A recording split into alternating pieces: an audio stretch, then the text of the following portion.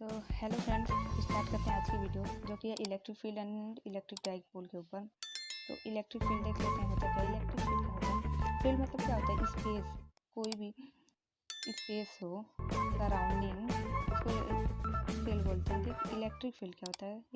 Electric मतलब से क्या हम लोग को जानते हैं, हम लोग चार्जेस के बारे में अभी तक पढ़े हैं। तो चार्जेस के अराउंड कितना फील्ड है उसकी, मतलब चार्जेस जहाँ पे एक्सपीरियंस कर सके फोर्स, वही जो होता है इलेक्ट्रिक फील्ड होता है। The area surrounded by a charge in which a unit positive test charge experience a force is called electric field of that charge.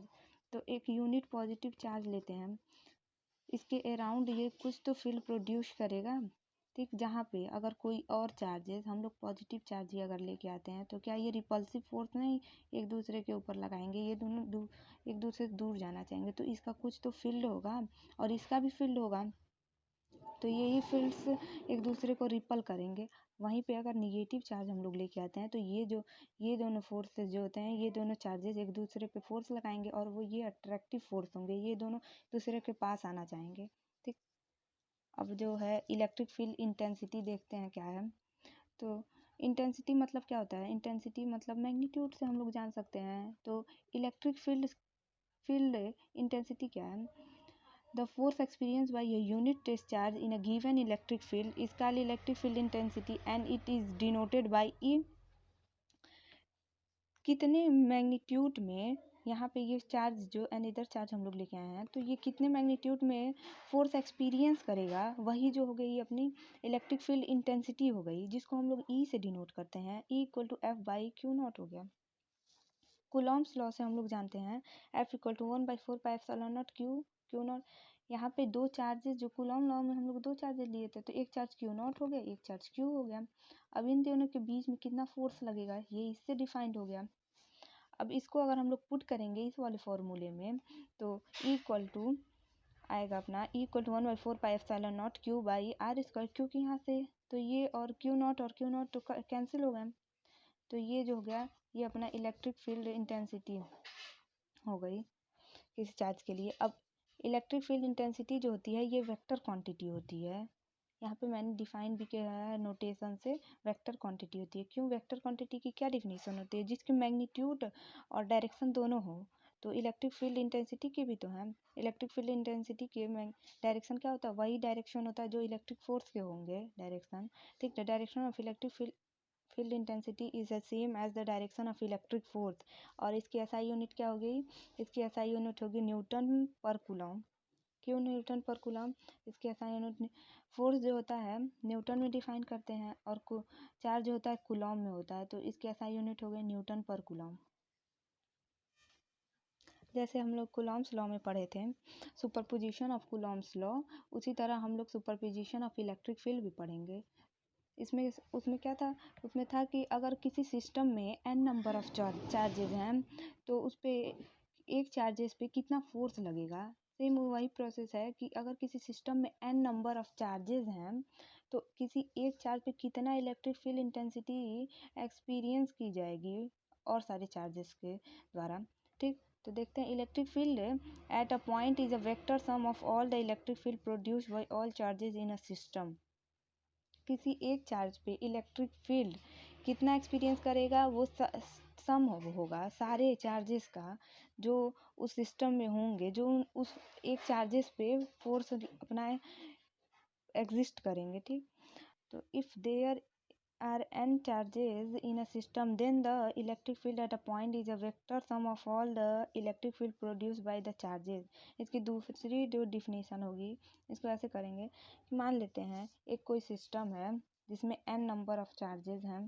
ठीक, एक इस चार्ज पे कितना फोर्स हम लोग ये चार्ज कितना फोर्स है और सारे चार्जेस के द्वारा एक्सपीरियंस करेगा, इसी को हम लोग फाइंड करना है।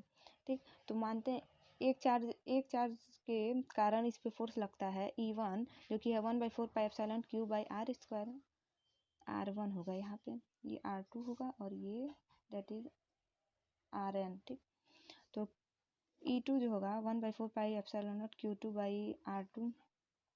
ठीक, वैसे n नंबर ऑफ चार्जेस तो जो सुपरपोजिशन प्रिंसिपल यही बोलता है कि सारे चार्जेस का सम होगा, तो equal to E1 E2 dot dot En, जितना भी चार्जेस होंगे। तो इससे ये हम लोग की फॉर्मूला आता है E equal to 1/4πε0 Q1 R1 square plus Q2 R2 का square plus dot dot Qn Rn का स्क्वायर। जो और इसको हम लोग समेशन के फॉर्म में भी लिख सकते हैं, equal to 1/4πε0 summation i equal to 1 से r QI/RI2, और ये वेक्टर का नोटेशन है। अब यहाँ पे समेशन का मतलब क्या होता है? समेशन का मतलब बस यही होता है, अगर 1 2 3 4 है यहाँ पे, तो हम लोग समेशन का मतलब ये जानते हैं। तो i इक्वल टू चार्जेस हैं, ये 1 2 3 4 चार्जेस। तो इस केस में जो होगा, i की वैल्यू हो गई अपनी 4, i इक्वल टू 1 से लेके और r इक्वल टू 4 हो गया। ठीक, 1 से 4 तक जाएगा। r यहाँ पे क्या डिनोट कर रहा है? लास्ट चार्जेस, कितने नंबर ऑफ चार्जेस हैं उतने टोटल। ठीक, तो ये हो गया। अब इसकी इलेक्ट्रिक फील्ड लाइन की प्रॉपर्टीज भी कुछ होती हैं जो कि हम लोग को देख लेनी चाहिए। तो पहली प्रॉपर्टी क्या है? Imaginary line drawn in electric field at which positive charge will move if it is free to do so. ये जो इलेक्ट्रिक फील्ड लाइन जो होती हैं, मतलब किसी चार्जेस के अराउंड हम लोग ऐसे इसको ड्रॉ करते हैं, तो ये जो लाइन होती हैं ये इमेजिनरी होती हैं, ये कोई रियलिटी ऐसी कुछ नहीं होती है, और यहाँ पे पॉजिटिव चार्ज ऐसे ही मूव करते हैं। ठीक, सेकंड प्रॉपर्टी है, always start from positive charge and end at a negative charge. If there is a single charge, they may start at the end or at infinite, end at infinite। ठीक, कोई चाहे हमने बताया था कि positive charge क्या होता है। पॉजिटिव चार्ज, इसके अकॉर्डिंग पॉजिटिव चार्ज की इलेक्ट्रिक फील्ड जो होती है हमेशा आउटवर्ड डायरेक्शन में होती है, आउटवर्ड डायरेक्शन में होती है, क्योंकि टेस्ट चार्ज भी तो अपनी पॉजिटिव है, तो वो इसको रिपल करेगा। और यहाँ पे निगेटिव चार्ज के लिए क्या होगी? इनवर्ड होगी, इनवर्ड होगी। और अगर किसी सिस्टम में एक सिंगल चार्ज है तो उसकी स्टार्टिंग और एंड पॉइंट इनफाइनाइट पे ही होगी। अब थर्ड प्रॉपर्टी क्या है? Two fill line can never cross each other if there will be two direction at a point of cross section, which is not possible। अगर दो फिल लाइंस हैं, अगर एक दूसरे को क्रॉस करेंगी, अगर एक दूसरे को क्रॉस करेंगी, अगर यही हम लोग मान लेते हैं, तो एक दूसरे को क्रॉस करेंगी, तो इस जिस पॉइंट पे क्रॉस करेंगी तो वहाँ पे इसके दो डायरेक्शन होने चाहिए इलेक्ट्रिक फील्ड लाइन की, जो कि पॉसिबल नहीं है। इलेक्ट्रिक फील्ड लाइन की एक ही डायरेक्शन पॉसिबल होती है। ठीक, और फोर्थ पॉइंट क्या है अपनी? Electrostatic field line do not form any close loop. Electric field line जो होती है कोई क्लोज लूप नहीं फॉर्म करती है, क्योंकि किसी भी सिस्टम के अंदर इलेक्ट्रिक फील्ड नहीं होती है, अंदर नहीं होती है, ये हमेशा बाहर आउटवर्ड होती है। अगर ये क्लोज लूप फाइंड करेगी तो मतलब इसके अंदर भी तो ऐसे फॉर्म होना चाहिए। ठीक, अब if there is a no electric field there will be a no line of force. अगर इलेक्ट्रिक फील्ड ही नहीं है तो वहाँ पे इलेक्ट्रिक लाइन ऑफ फोर्सेस भी नहीं होंगी। अब दूसरा टॉपिक जो अपना है इलेक्ट्रिक डाइपोल। इलेक्ट्रिक डाइपोल क्या होते हैं? तो it is combination of two equal and opposite charge keep at a small distance from each other. It is a vector quantity. It SI unit is coulomb meter and its dimension is LTA। ठीक, अब dipole से क्या हम लोग जानते हैं? Die मतलब होता है टू, और पोल मतलब जिसके दो पोल हों, तो दो चार्जेस। डाई मतलब दो और चार्जेस यहाँ पे, और इलेक्ट्रिक मतलब तो हम लोग जानते ही हैं चार्जेस। तो ये कॉम्बिनेशन होता है दो चार्जेस का, जो कि बहुत छोटे डिस्टेंस पे रखे जाते हैं। दो चार्जेस हैं, इसको बहुत छोटे डिस्टेंस पे रखे हैं, तो ये जो होता है इलेक्ट्रिक डाइपोल फॉर्म करेंगे। दो चार्जेस हैं और इसको बहुत स्मॉल डिस्टेंस पे रखते हैं, मान लेते हैं 12 डिस्टेंस पे रखते हैं, तो यही जो होता है यही सिस्टम होता है इलेक्ट्रिक डाइपोल का सिस्टम। यहाँ पे अब इलेक्ट्रिक डाइपोल मूवमेंट क्या होती है? It is product of either charge and distance between two charges. Electric dipole तो एक सिस्टम हो गया, और इलेक्ट्रिक डाइपोल मूवमेंट जो होती है ये प्रोडक्ट होता है इन चार्जेस के मैग्नीट्यूड का और उसके बीच में जो डिस्टेंस होता है उसका। तो it direction is from negative to positive. इसका डायरेक्शन, एक दो चार्जेस हम लोग लेते हैं, एक निगेटिव चार्ज ले लिए, एक पॉजिटिव चार्ज ले लिए, उनके बीच का डिस्टेंस 2L हम लोग ले लेते हैं।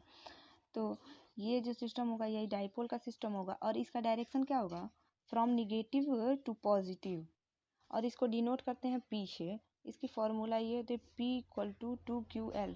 तो इसका डायरेक्शन है तो ये जो होगा वेक्टर क्वांटिटी होगी।